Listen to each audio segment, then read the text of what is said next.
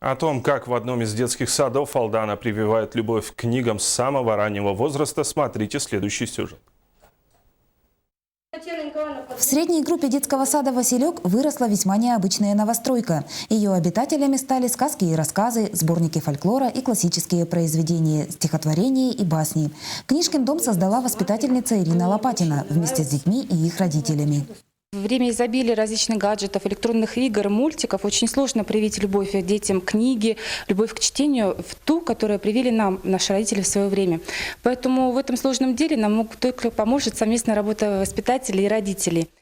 Рядом с Книжкиным домом расположилась и Книжкина больничка. Скорая помощь залечивает раны, нанесенные книгам небрежными читателями. Создавая литературное царство, Ирина Владимировна с воспитанниками постарались охватить творческие просторы. Десятки сказок экранизированы. Их сюжеты показывает «Чудо-телевизор».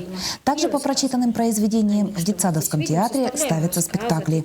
Конечно, работа, которая проводилась в течение этого года, на этом, естественно, не заканчивается. Повышение интереса родителей, детей к чтению – это первостепенная задача, я думаю, во многих учреждениях на сегодняшний день.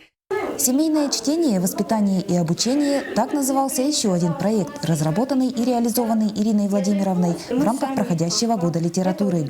Первоосновной целью проекта педагог называет возрождение литературного чтения в семье. На сегодняшний день в нашей группе была такая проблема актуальная. У детей не сформирована читательская культура ввиду отсутствия литературного воспитания в семье.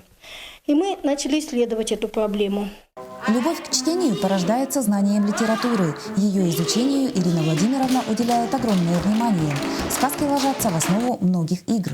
Сейчас ребятам предстоит узнать героя и перечислить произведения, в которых он является главным действующим лицом. «Узнавайка» – одна из любимых игр детворы.